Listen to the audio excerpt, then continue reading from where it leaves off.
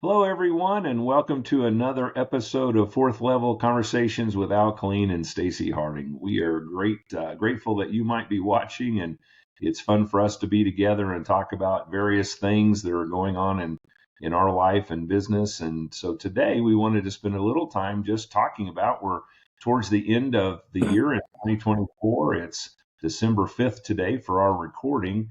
And obviously, a lot of us start thinking about the next year and what we want to accomplish and so forth. So we want to kind of talk a little bit about, is there a process before we do that to maybe think about where we've come from before we think about where we're going from? So Al, it's great to be with you, my friend. Always great to be with you, Stacy, and I think it's an intriguing and timely topic because I think mostly people get in the habit, usually when they're young adults and they're first getting into business, they go to work somewhere, often at corporations, and every year you've got to tell me what you're going to do next year. You were a senior executive for a major mortgage company for 30 years or whatever. And, what do you do when you're at the top of the house? You have all your people. I know from when I did that, I was in that role. You have all your people. All right, give me all your goals. And so they realize, oh God, I got to go meet with them and I got to tell them what I'm going to do. And so they make up shit that basically has little to do with what's actually going to happen. But their goal often in the goals is to get you to value them so you don't fire them and you don't think ill of them. And so they tend to exaggerate what they think they're going to do that rarely ever actually happens. And so it's largely sort of a play acting that we don't realize is play acting when we set goals. And as you broached this topic this morning before we started recording, and you mentioned to me what you were thinking that we should talk about, I think it's a really valuable and enlightened, fresh perspective that you're bringing to this topic because people too often, instead of just going through the show of actually planning so that you please a boss or someone else with what you're going to do, or even to kid yourself that somehow next year you're going to do 25% more or whatever, um, there's an opportunity to use this process from a more enlightened place, a more level 4 place that allows it to not only be more truthful and therefore more likely to accomplish, but expand it into more domains of life than merely how do I make sure I keep my job and make money. So, why don't you share with the folks your premise of why you advise that we take this on today, brother? Yeah. And Al, you described that perfectly of what happens in businesses below the CEO, so to speak. And I was thinking about this past week about my own life and just how I've evaluated my desires and goals and how I've evaluated success, if you will. And so I was thinking about, we talk a lot about this in our podcasts about having a perspective that's not based on what we call a level 3 ego, which is all about self for the most part. You can still be a kind person and be about self. I think sometimes we think, well, if a person's just really nice and all that, that they don't have an ego. It's not true. We all do. But that ego is all about self. I'm not getting the word. Preservation. Thank you. It's all about protection, right? And so when you were describing, the boss comes and says, "Let's plan for next year. What are your goals?" Immediately, if our level 3 is our perspective, we immediately think about what do they want it to be. Yeah. And if I don't say it enough, they'll think, he's not or she isn't a driver, an aggressive part of our team. But I don't want to overstate it because if I don't hit it, then I'm going to get challenged that you didn't fulfill your goals. There must be something wrong. You must not have put the effort in. And then what happens is we get in a position to defend ourselves and to explain away why we couldn't accomplish that. And so I think that the challenge for us as people who are trying to come from that level 4 perspective of identity, of our soul identity, is to be enlightened. So I was thinking about all the things we've talked about being an observer, Al. So what if we could take in, whether we do it in November or December, we probably should do this all the time throughout a year, but let's say we are here where we are now. Could we consider, before we move into next year, could we consider 2024? Could we become an observer, non-judgmental, but an observer, and look back at the areas of our life and business that we say are important and we know are important, and have an observation of what happened? How did it go? How did we respond to the challenges and adversity that obviously come to us all the time, both in business and life? And not just think about it, but document it almost. And so to do that, we sometimes want to provide some practical ideas. You've got to take some time alone on your own to have thinking time and so forth. So we're big proponents of journaling. And so wouldn't it be awesome if at least one time a year you got away for maybe an entire day and you got away from the noise of social media and all the things that radio and television bring to us, and you take a journal, notepad, and you start thinking about the areas that are important in your life. You can do this with your business too. The areas that are important. Go back over the last 11 and a half to 12 months. What did you observe? And that maybe gives us a better baseline of understanding what should we be thinking about in the coming year that becomes authentic to us. I think we've talked about this. The root of suffering is doubt, and so when we start thinking about having doubts about whether we're setting the right objectives and goals, now we're going to have doubt whether we can actually achieve them. How are others going to perceive and measure them? And at the end of the day, when we're in that last week of life, none of that's going to matter. The only thing that's going to matter is the authenticity of our own hearts and minds. And so I'd love for people to really think through this and say, if I didn't have a boss, or I didn't have other people that were going to judge what I'm going to do in the coming year, or what I've done in the past year, what would it look like? What would bring me the gratification? And I think it's a little bit around this concept of how do we move away from the pursuit of success to the pursuit of significance? How do we get to the end of our lives and our business lives and say it all mattered? And it's great to make a living. We are never going to say that you shouldn't make a living and make a great one. We want anybody that's ever watching this to have great abundance. But how do we pursue that for our own peace and our own sanctity of mind and the joy? Because life is meant to be joyful. And that doesn't mean it's not full of hardship. But I don't know, Al, what do you think of all that? It's a lot that I was crossing my mind about how to help people evaluate their lives and their businesses from an authentic level 4 approach. Yeah, it's a very thoughtful presentation of approach. What occurred to me as you were speaking was one of the tendencies we have, and I think it's a level 3 tendency, is to focus on what we want to gain, what we want to accomplish in the coming year, and what the perception will be of other people by us accomplishing it, and how do we do so.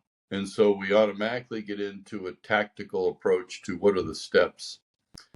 But I suspect, given the wisdom of what you put on the table of a bigger perspective on this issue, we should start with something that I think is very rare, that I don't often see and that I haven't often done, that as you spoke had me realize I should have done and will do going forward, which is to assess, first of all, why do I want what I say that I want? And let me look at the why before the what and the how. Because if why I want it is to not lose my job, well, that's a scarcity-oriented, fear-based thing where you're just trying not to get in trouble. If the reason I want it is I feel better than other people and I want to have enough money to prove it, now I'm going to perhaps take silly risks that aren't objective. And all of those are just built around the sort of often unchallenged premise that it's just about money. But in fact, what studies show, and what you and I are about, Stace, and what we've learned in our work, is that the great missed opportunity of organizations, let's say you work for somebody else, which most people watch this podcast do, the great missed opportunity of organizations is to create in their employees a sense of purpose and passion to why they work beyond how they work and what they accomplish through their work. I think the how and the what are better grounded and often far more successful if you can give people support and permission and even methodology of getting at the why of work. Because as Nietzsche said, he who has a large enough why can bear with almost any how. And so before we get into the how and the what, we should ask the why. And we should ask it not just about the commercial survival aspect of making money so we can pay our bills. We should ask it about all of the domains of our life. This speaks to the circle of wholeness exercise that we have in the program, to take a look at your health, your spiritual life, your relationships, family, your personal passions, just your recreational passions. And you look at all these things as well as your economic structure, how you make a living, and you set goals, starting first with the why, that I want what I want, and then, to your wisdom, use the past to say, well, how's this worked for me so far in the past to be setting goals every year? I think most people feel guilty, if not silly, over setting goals because they know how often they've been deceptive, and not just to other people, but to themselves. I remember when I had to do it for bosses. I realized, okay, I'm going to go in there. I'm going to take the very best month of last year as a mortgage originator. I'm going to take the best month. I'm going to annualize it, raise it 25%, and go on and really get the applause from my boss. And I'm going to, even though I was only doing 20 million a year in mortgages, I'm going to do 35 next year, even though I have a 5-year track record of doing 20 million or whatever. And it sounds great because both of you are high-fiving each other. It's bullshit. It is. Because it's really being done so you're my boss and I can please you, so you don't fire me and you think well of me. I buy another month of time, but if I don't change pattern, results are not likely to change. And I'm not likely to change pattern without creating a larger why than just, I'd like to be less afraid and make more money. So I think you've launched a valuable topic here that has huge implications. Run with what, we're hitting the ball back and forth. Yeah. Now it's your side of the court, brother. Yeah, I was thinking about some of the things that you've trained and we train with IMP about as a leader, you have the opportunity to either manage behaviors or promises. And I think this whole goal setting thing with subordinates, if we lay out, this is what I want done, and then what will you commit to make that happen? We're putting people in a position to respond behaviorally, not because they make a sole commitment, because they own it and it's their promise instead of yours. Right. And so I don't think many organizations ever get there, Al. You've worked with a lot more of them than I have. But as I look back, people always talk about their culture in their companies and they talk about the mission. And there are some examples, particularly in our former business, there are some examples, I think, of where that is being achieved. But most of them are, hey, we do this because, growth is the fuel of our future and it's a competitive business and we've got to do that. And it'll make us feel good if we were in the top 15 of lenders in the country and we get to show that off. And we think that attracts better and stronger employees, it attracts more customers, and there may be some truth to that. But the quality of the work, the quality of the performance of people, and the quality of the experience is definitely different between organizations that are managing behaviors and those who get to monitor and evaluate promises. And I'd love for you to talk more about the difference of those for people here in a minute. But I think that what I'm hoping that people will hear is that, I'm going to use your term, just cut through the BS, because most of it is BS. And I lived it, and I'm sure that you did some in your experience as a leader too, that I not only lived it going up, but I also imposed it upon others because I thought that's what I was supposed to do. Now, that doesn't mean that organizations sit back and just let things happen and they don't set goals and objectives, but the why is the only thing that ever causes change positively, unless you just got lucky by circumstances. But if you want positive change in your personal life, if you want to be healthier, if you want to have more meaningful relationships, unless you've got a driving why behind that, it's going to be the same over and over. In fact, it might deteriorate. And so we've got to really focus on that why. And sometimes that perspective is what comes into play then about the answer to the why. I want to work longer hours so that I can make more money and I'll feel more secure. Or there's a different why, that I want to do this because I've got kids that are going to go to college here in 2 to 3 years, and I'd love to not burden them with a lifetime of debt to get their college education. That's a different why. And so asking our questions ourselves why, asking our businesses why. And I think it's the hardest thing, Al, as a leader in an organization, is how do you move your why and the goals that you want? Maybe you're the owner of the company.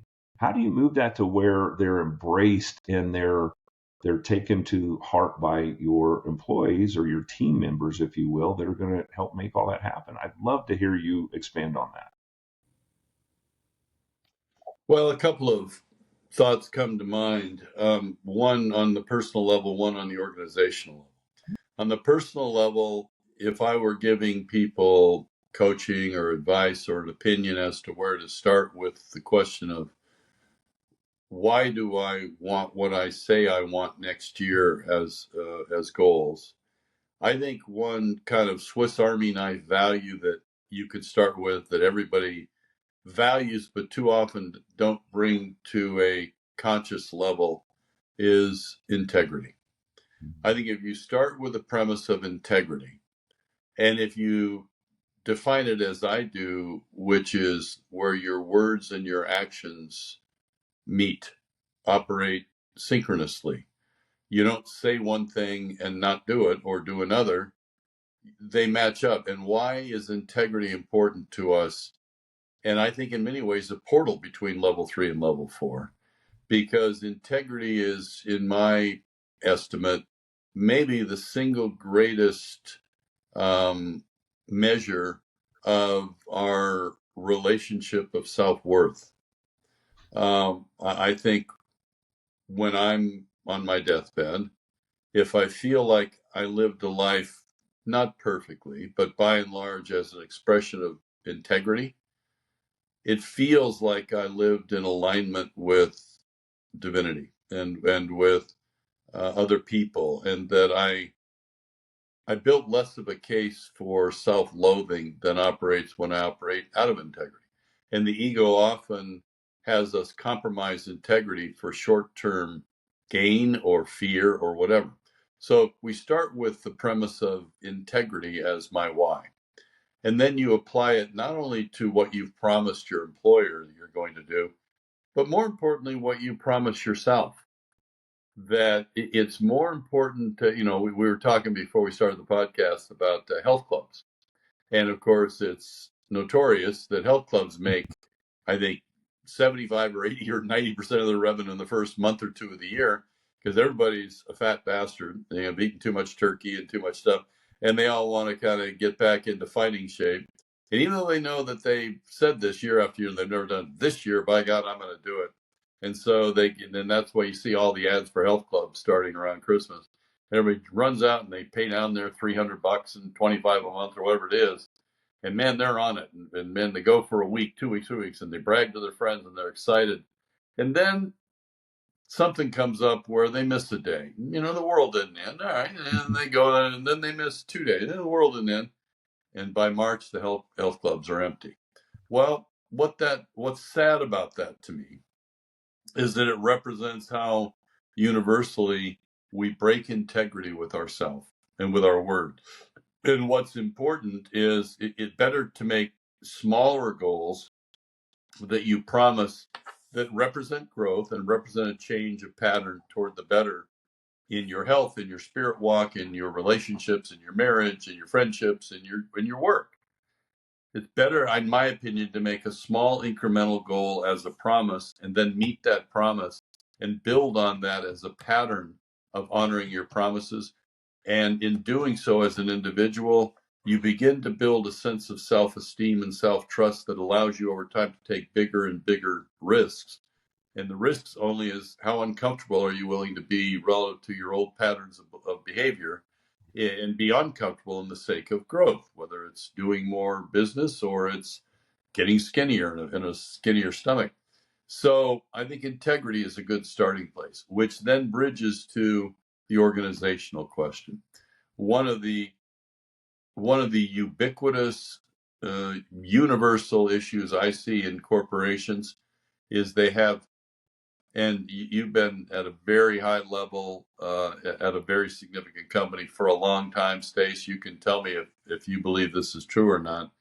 I think one of the biggest single mistakes corporations make is they fail to recognize that the biggest single thing that's going to determine the success of their business in most cases is the quality of performance of their employees, because they aren't doing it all. That performance is based upon attitude and belief systems the employees have. Those employees all come to the job with different scripting as to attitudes and belief systems. And the organization has a chance to imbue them with an entirely new, expanded sense of the opportunity for themselves as an individual in how they perform on this job, to have it spread out into other areas of their life, to a life of passion, inspiration, meaning, and an upward spiral of growth and happiness and fulfillment. And that's done through a systemic approach to culture that supports individuals in growing their power and their sense of larger mission and their sense of purpose.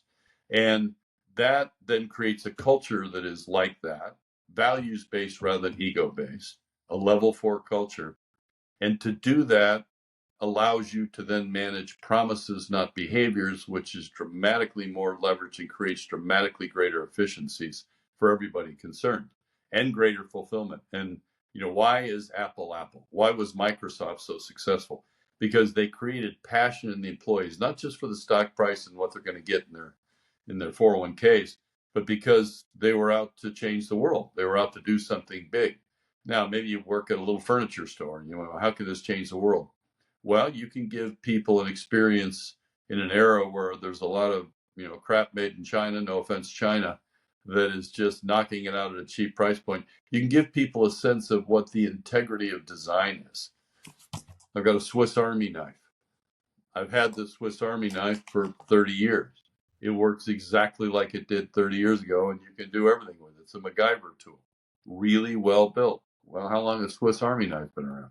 So you get integrity of growth of your business based upon integrity of product and attitude of employees and quality of execution. And you get that from creating a case for personal integrity within the employees, and promise management rather than behavioral management is a way to do that, rather than having them feel like prisoners with a prison guard over them that's going to give them the biscuit if they do the right thing and the stick if they don't.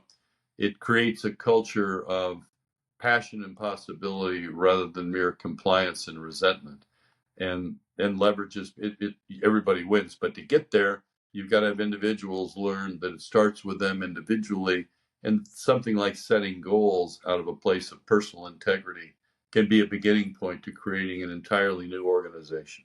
What are your thoughts, brother? Oh my gosh, so many things. This integrity, the portal between level 3 ego and level 4 value identity. That I think that is so profound. I was thinking about everything in our lives circles around personal integrity, and quite frankly, it probably is the key to self-worth. And this idea that we can't change the world, we don't need to think in the grandiose sense of, I'm going to bring world peace to tomorrow. That's beyond our pay grade, right? But what you can do, just as you described the furniture store, you can change the world for someone in a positive way today. At every level, every interaction, we have a chance to change somebody's world. And so if we start thinking about, then we understand how valuable our personal life is. And then we all have a desire, whether we consciously admit it or not, we all have a desire to be something greater than ourselves, belong to something greater than ourselves. And I think we have the ability to do that in our businesses. We have that ability to do it in our neighborhood, in our communities, in our families. Think about how your integrity can positively impact the world. And I started thinking about when I was working in the mortgage industry, and I worked for an incredible organization, I was very blessed to be given a lot of reign to operate the way that I felt called to operate. And one of those was teaching a life planning class. It wasn't as advanced as understanding a personal life vision and what goes behind that. But one of the things we used to talk about was someday we're all going to be 80. Al, you and I are closer than we were when I was teaching all of this. So it seemed all that far off a long time ago. It's not so far now. But let's say that you're in your 30s, your 40s, or even younger, maybe even in your 50s. If you looked at every area of your life and you look to 80, what would it have to look like in order for you to have no regrets? So if it's your health account, your marriage account, whatever it may be, and you just gave the answer, Al, it's personal integrity. Because it doesn't mean that everything is going to go perfectly as you planned. I can guarantee you it won't. You might be working on your health account, and you're a runner, and all of a sudden your knee flares up and you can't run anymore for months. So you're going to have that, but your personal integrity can still keep you on that path to 80 where you'll have no regrets in your health account, so to speak. I think that is so, I mean, at least for me, it hit me so well to say that's the key. It's the commitment to my own personal integrity, to myself and what I value, and to others with the promises that I make because I'm a part of the team. If I work somewhere else, it's a job, but it's going to be miserable if you see it as a job. If you see it as that I'm a part of that team now, and we talk about this in the workshop that you created, Al, about, what are all the teams you belong to? And they're much broader than what you might think your immediate team, whether it's your team at home or your immediate work team. You're so much more, the community, the world. And if we recognize that, then all of a sudden things don't need to go perfect. We just need to maintain our integrity through those times. I don't know if that hit you the way it's hitting me, but man, Yeah, no, it doesn't. And it evolves it further. So as we're talking about by example, and I wasn't thinking of this when I said the furniture store, but in our program that you and I do, Stace, we give people a homework assignment in between the 2-day immersion we do. And there's an article in there that has a heavy focus on Peter Senge, the director of the Sloan Business School at MIT. And he talks about a lot of examples of what we're talking about and why it's true. And one of the examples he uses is the president of Herman Miller Furniture. Yeah. And man, I have read that article literally hundreds of times and it inspires me every time. And probably the most inspirational piece of it is that the organizational vision of Herman Miller Furniture is to be a gift to the human spirit. Now, the materialist would say, what the hell does that have to do with selling more furniture? Everything. Because if you think about if they create that kind of organizational vision and they mean it, and then they make the case for the employees to see it and to have it be personalized to the employees to say, I may be the one that's polishing the legs on tables, but if I'm doing it out of a purpose to have this be a gift to the human spirit, and maybe I'm a Christian, and I think, well, what I'm going to do is I'm going to give people such a delight on the perfection of this table leg and how it's laminated or whatever, because I'm honoring Christ when I do that. Mm-hmm. Maybe Sure. someone of a different faith would approach it a different way, or someone who's not even spiritually oriented would approach it and say, it makes me feel good to do the job right. So that's one thing that struck. The other thing that struck me as we're doing this, and I didn't plan on this when I suggested that integrity is the portal, but as you were speaking, it dawns on me that I have a fundamentally different relationship with life today than I did 25 years ago. And I have it, I think, primarily because I have a different relationship with myself. And that relationship has, if I would have died 25 years ago, I would have died with the same story of self-disappointment that I had had up till age 48, where I felt fraudulent. I felt like, I'm pretending for other people to be a certain way and do a certain thing. But inside, I don't really think much of me. I just hope not to get found out. And then I started doing this work. And not only is the work itself, I think, God inspired, that you and I are just transmitters of information that came from a higher place in my mind. But what's happened for me in those 25 years, Stace, and it was funny because I was talking to my wife about it yesterday. She was complaining, as she tends to do, because she is our accountant, that why people are slow paying. We may have a couple of people some month that haven't paid on time by the end of the month, and she gets like outraged.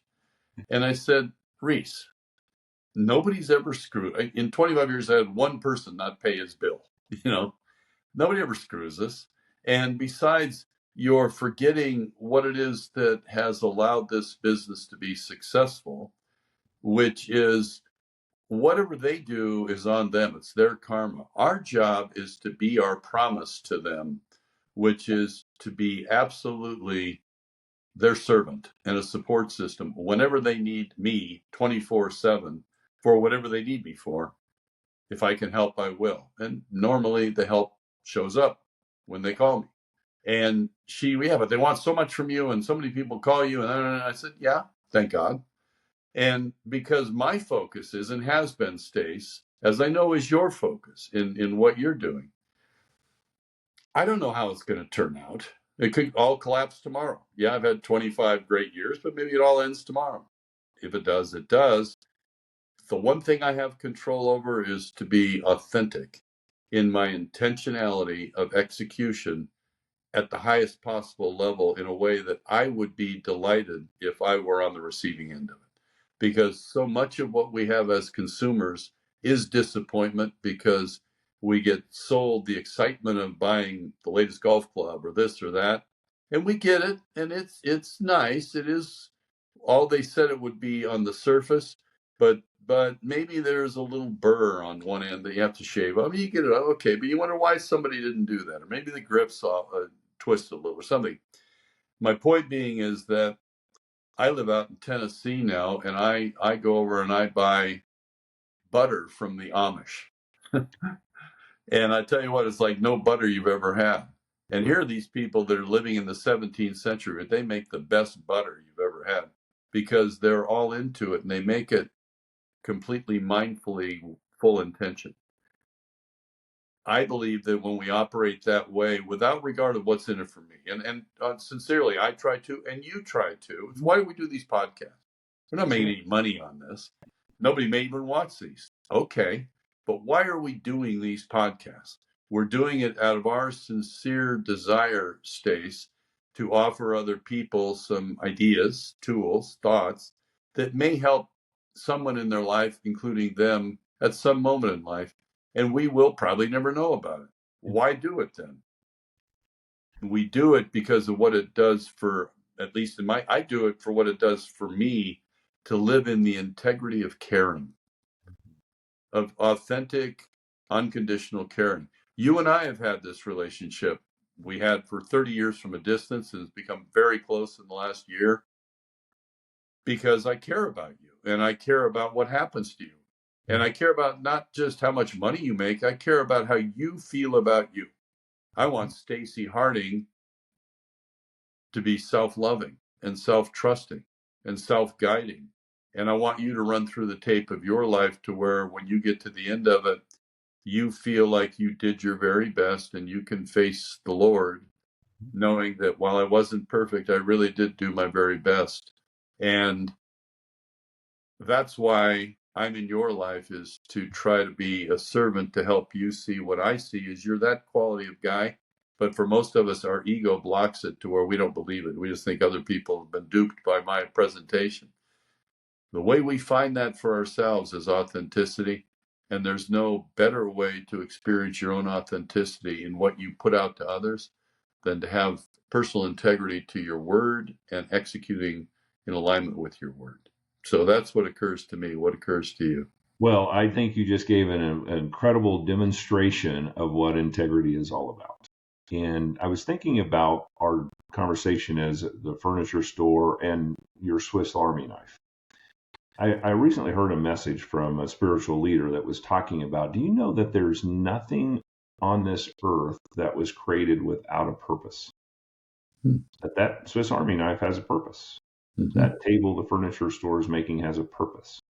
And so if we can trust and believe that everything that that mankind has ever created, the world has created, the earth has created, has a purpose. There is a purpose for every animal on this planet, every insect, and so forth.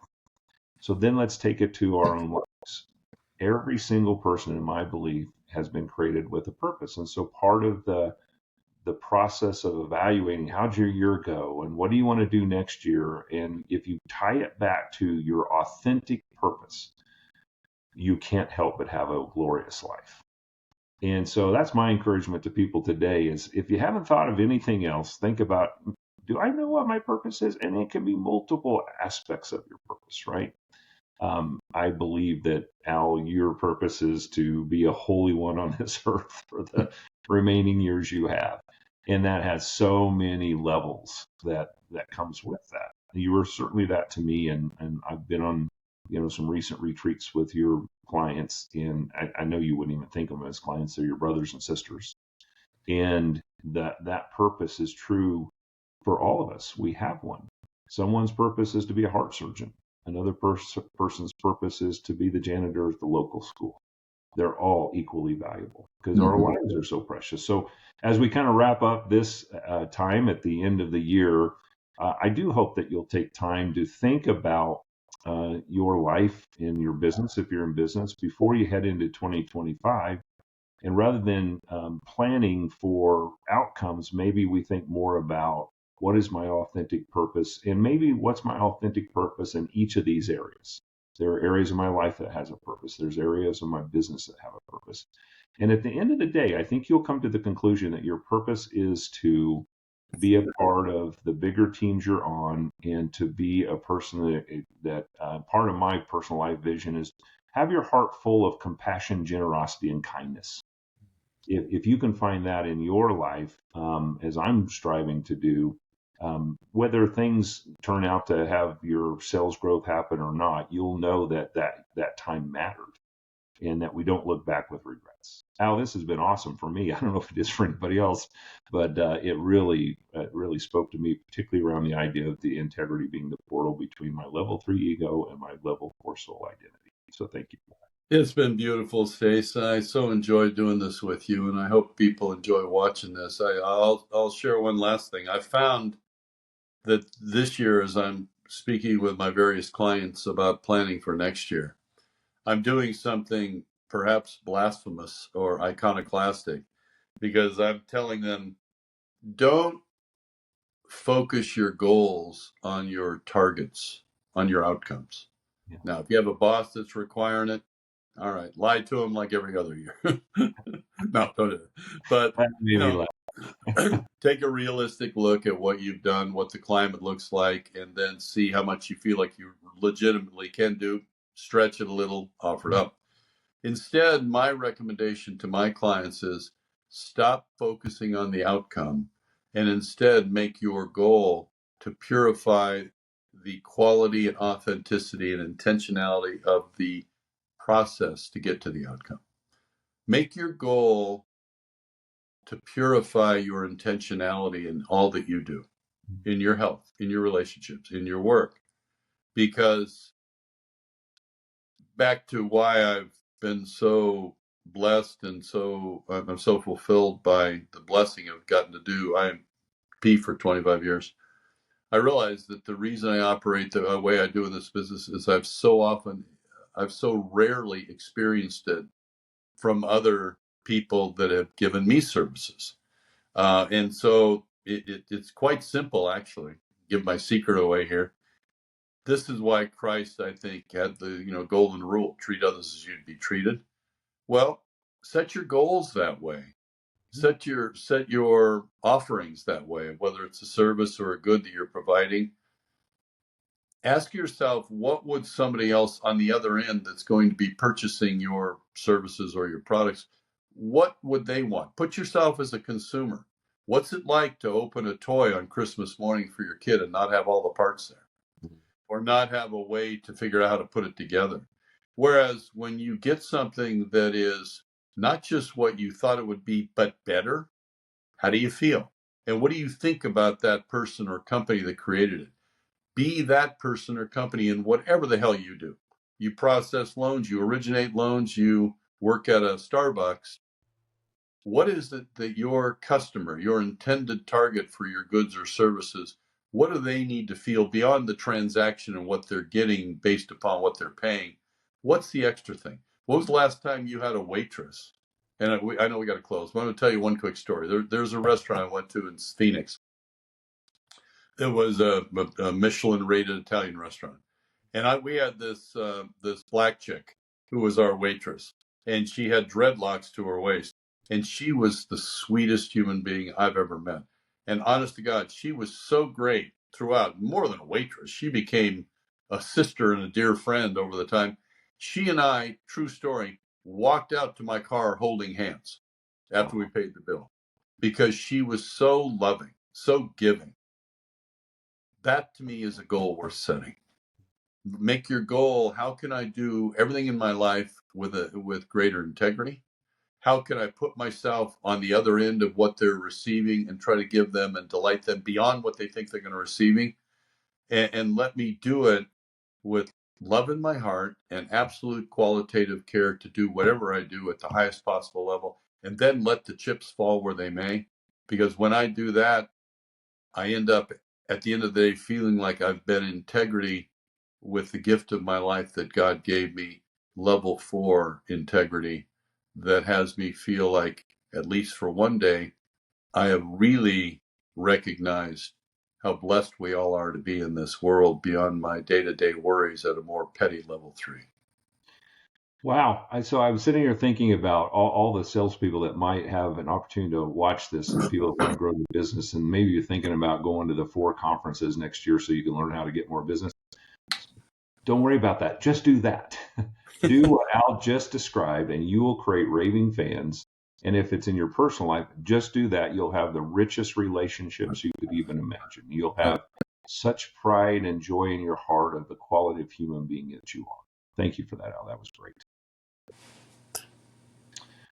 We appreciate you all being with us. We hope that you'll join us for future podcasts. We love doing them, and whether a lot of people watch them or not, we're going to keep doing it because we love each other and we love spreading good to the world. Thanks, buddy.